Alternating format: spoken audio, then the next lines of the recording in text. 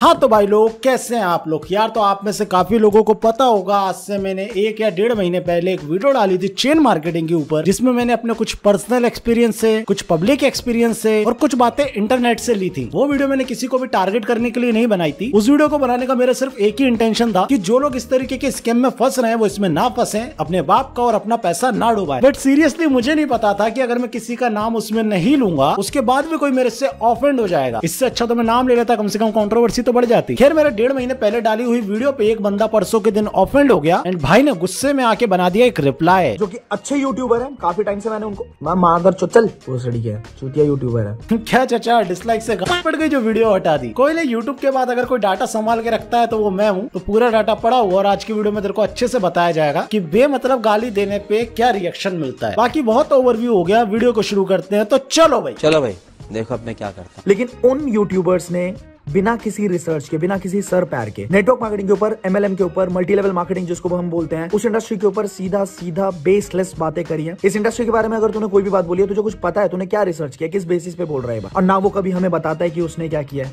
Right, तो पहले मैं आपको दिखा देता हूँ, बता देता हूँ कि मैंने क्या किया और उसके बाद मैं इस वीडियो की शुरुआत करूंगा। सो ये मैं लेके आ गया आपको अपने कंप्यूटर स्क्रीन के ऊपर। देख तेरे को पहले मैं बता दूं कि मेरी जो रिसर्च होती है ना वो मेरे पर्सनल एक्सपीरियंस में नहीं डिपेंड होती है। और उस वीडियो में ही मैंने जो बातें करी थी वो सिर्फ मेरे पर्सनल एक्सपीरियंस से नहीं थी, उसमें पब्लिक एक्सपीरियंस भी था और ज्यादातर पब्लिक का क्या एक्सपीरियंस है वो मैंने उसमें शेयर किया था। साथ ही साथ पब्लिक डोमेन पे जो चीजें अवेलेबल थी मैंने उनको पढ़ा और इस वीडियो में डाला, क्योंकि मेरा काम तेरी तरह लोगों को अपनी फेक लाइफस्टाइल दिखा के इन्फ्लुएंस करना नहीं है। जिस तरीके से तू करता है, तू अपनी वीडियो में जो बातें बोलता है तू अपने पर्सनल एक्सपीरियंस पे बोलता है, और जैसा तेरा एक्सपीरियंस था वैसी एक्सपीरियंस सबका हो ऐसा जरूरी नहीं है। फॉर एग्जाम्पल मैं एक यूट्यूबर हूँ और मैं यूट्यूब से अच्छा खासा रेवेन्यू ले रहा हूँ, दैट्स मींस कि मैं इस पे सक्सेसफुल हूँ। अगर मेरा एक्सपीरियंस अच्छा है तो इसका मतलब ये तो नहीं होगा ना कि सभी का एक्सपीरियंस अच्छा ही हो। काफी लोग यूट्यूब चैनल बनाते हैं और छोड़ देते हैं। मेरे साथ काफी लोगों ने शुरू किया और उन्होंने छोड़ दिया। लेकिन अगर मैं फेक पॉजिटिविटी दिखाऊं, लोगों को इन्फ्लुएंस करूं कि भाई जैसा मैंने कमा लिया वैसा तुम भी कमा सकते हो, तो हो सकता है लाखों लोग मेरे को देख के इंस्पायर्ड होकर यूट्यूब चैनल बना लें, बट इन दी एंड उनको अपना चैनल बंद करना पड़े। क्योंकि जो एक्सपीरियंस या फिर टैलेंट मेरे पास है जरूरी तो नहीं है अगले के पास भी हो। सो जरूरी नहीं है कि अपने पर्सनल एक्सपीरियंस पे बनाई हुई चीज को हमेशा ही सही तरीके से देखो, कई बार गलत भी हो सकता है दूसरों के नजरिए से। I got 10 CGP there, 10 standard, 12th standard में DCM के साथ 92% सिक्योर किया था। I'm a graduate from Delhi University, Motilal Nehru college, यहाँ पे एडमिशन करवाने के लिए ना लोग तरस रहे होते हैं। एंड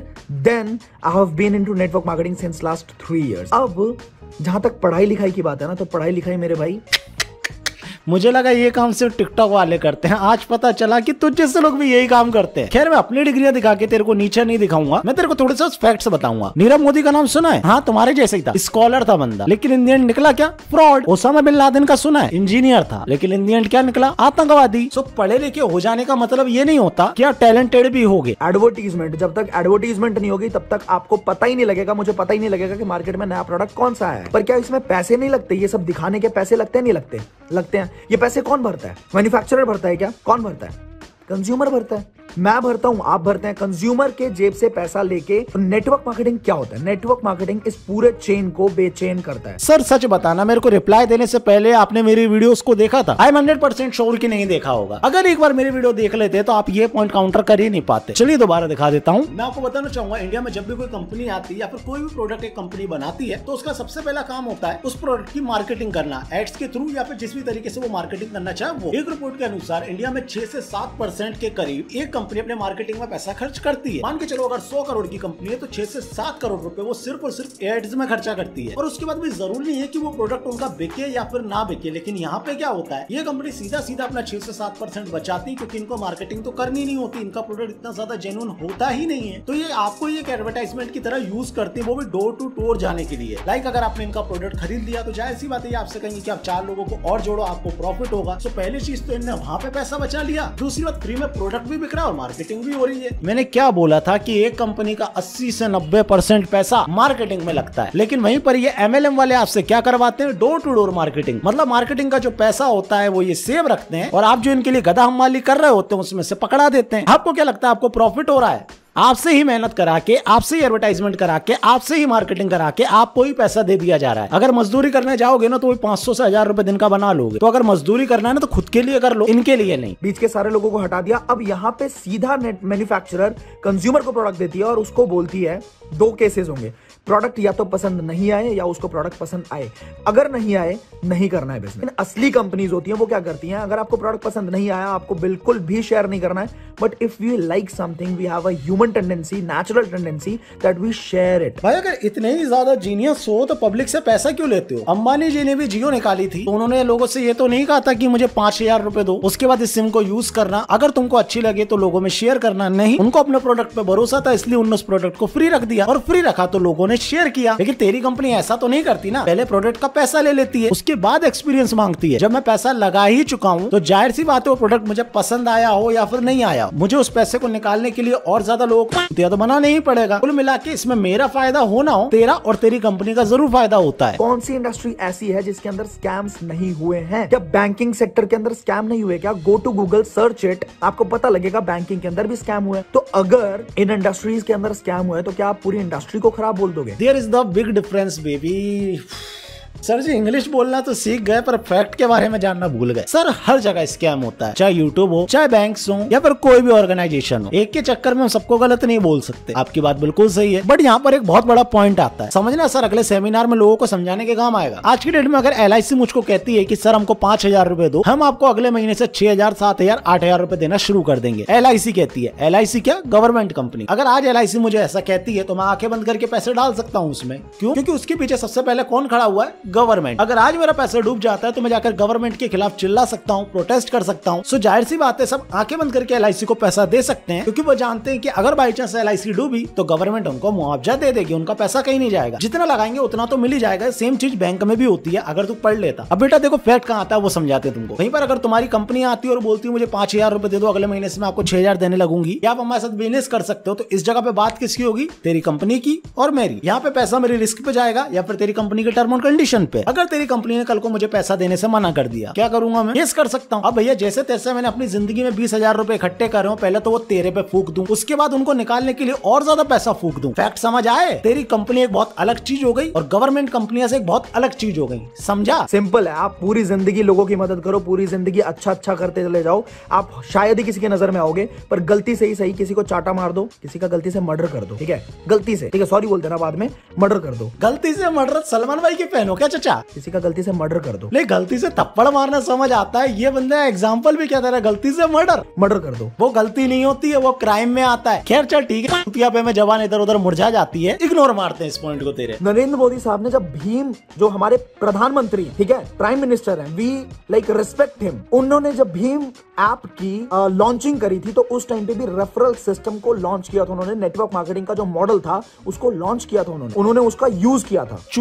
सुन मेरी बात, मैंने अभी क्या एग्जांपल दिया तेरे को, LIC का दिया ना। अगर मोदी जी कुछ बात कह रहे हैं दैट्स मींस कौन वो बात कह रहा है? गवर्नमेंट। और जब गवर्नमेंट कोई बात कहती है तो उस बात की वैल्यू बढ़ जाती है, क्योंकि हमारे पास एक ऑप्शन होता है मुआवजा लेने का, रिफंड लेने का। लेकिन वहीं पर अगर तू या तेरी कंपनी ये बात कहती है तो मैं कैसे मान लूं कि तू सच कह रहा है?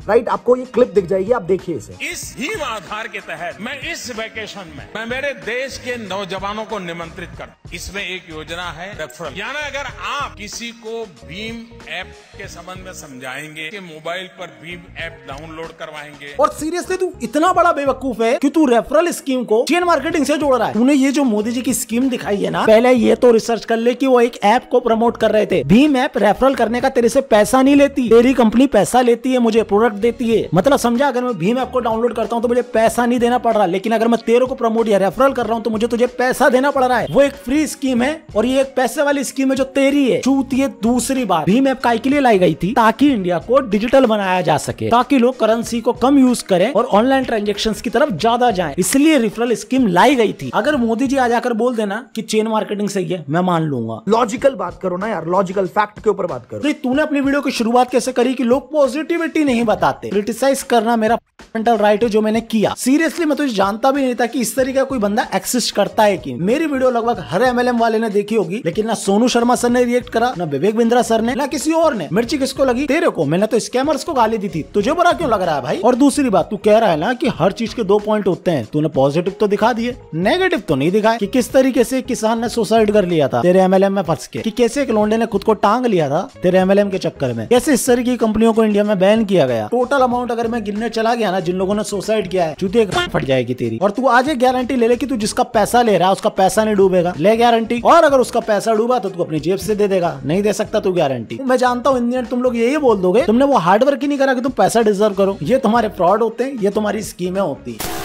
खैर अब आपके सर के बारे में इतनी बातें हो ही गई हैं, तो अब सर के बारे में भी थोड़ा सा जान लेते हैं। सर एक YouTube चैनल चलाते हैं एंड सर लोगों को इन्फ्लुएंस करते हैं MLM में जुड़ने के लिए, और सर साथ ही साथ ये भी सिखाते हैं कि गाली नहीं देनी चाहिए। वाला आपका मेरे से पूछो बिना गाली गलौज के, ठीक है, क्योंकि ये लॉन्डो वाली जो हरकत है ना, ये बचकानी हरकत है, ये हम स्कूल कॉलेज के अंदर छोड़ चुके हैं, ठीक है। ये स्टैंडर्ड को, हर किसी के स्टैंडर्ड को सूट नहीं करता कि हम लॉन्डो वाली हरकतें करें, गाली गलौज करके कूल दिखने की कोशिश करें। ये सब छोड़ दीजिए, ज्यादा अच्छा रहेगा आपके लिए भी, ठीक है। एंड मोस्ट इंपॉर्टेंटली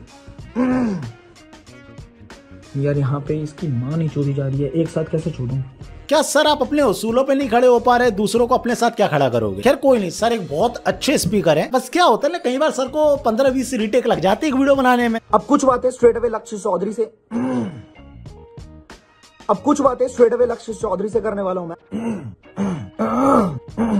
जो कि एक बहुत अच्छे खासे यूट्यूबर है, ठीक है, बहुत अच्छा खासा सब्सक्राइबर बेस है उनका, एंड बहुत सारे अरे मादर चोद है वो। अरे रीटेक तो हर कोई करता रहता है, स्क्रिप्ट तो सर खुद ही लिखते होंगे ना। हर बंदा खुश नहीं है तो हर बंदा दुखी भी नहीं है। सिमिलरली नेटवर्क मार्केटिंग के अंदर अगर हर बंदा नहीं कमा रहा तो हर बंदा कमा रहा है, ये भी ऐसा नहीं कि कोई नहीं कमा रहा। पॉइंट अच्छा निकला था। खैर ठीक है कोई बात नहीं, सर गाली बक देते हैं, सब बकते हैं आज की डेट में, सर रीटेक लेते हैं, सब लेते हैं। बट पॉइंट आता है कि सर ने आज से कुछ दिन पहले एक मोटिवेशनल रैप सॉन्ग बनाया था, एंड उस रैप सॉन्ग का मुझे कुछ अच्छा लगा हो ना लगाओ, टैगलाइन बहुत अच्छी लगी थी। तू अब वो करेगा जो तुझसे तेरे यार दोस्ती। भाई जरा सी शर्म नहीं आई, तू अपने आप को सर बुलवाता है, तू अपने आप को मोटिवेशनल स्पीकर बोलता है और सक्सेसफुल लोगों की टैगलाइन चोरी करता है। तू अब वो करेगा जो तुझसे तेरे यार दोस्ती। इतनी सी भी शर्म नहीं आई ना साहिल खान की लाइन चोरी करते हुए? इस साहिल भाई की टैगलाइन है वन लाइफ बेबी।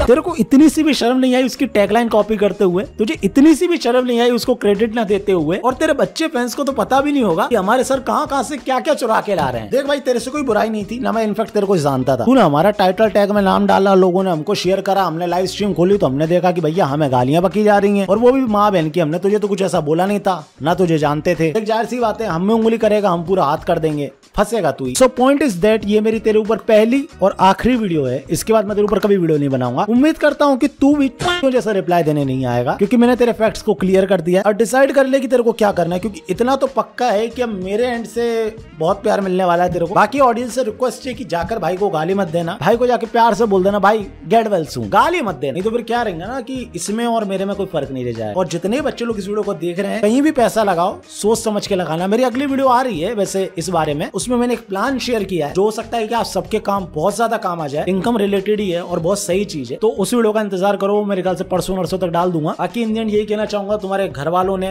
तुमने, मैं जानता हूँ इस वक्त जो हालत चल रहे हैं देश के, ऐसा तुमने पैसा इकट्ठा किया होगा, कहीं भी जाकर मत लगा देना। ये हाथ जोड़कर रिक्वेस्ट है, मेरे को मेरी ऑडियंस पे भरोसा है, लेकिन जो नई ऑडियंस देख रही है मैं उससे ये कहना चाहूँ। थैंक यू दोस्तों, वीडियो को लाइक कर दो, शेयर करो, जरूरी है वीडियो शेयर करना। And one more thing, MLM वालों जैसा आधा काम मत किया करो। आओ जरा इंस्टाग्राम पे फॉलो करो मुझे, जल्दी आओ जल्दी। तो वीडियो को लाइक करो, शेयर करो, फॉलो करो एंड खुश रहो, हंसते रहो। मिलते हैं नेक्स्ट वीडियो में। मैं हूँ आपका अपना सम्राट।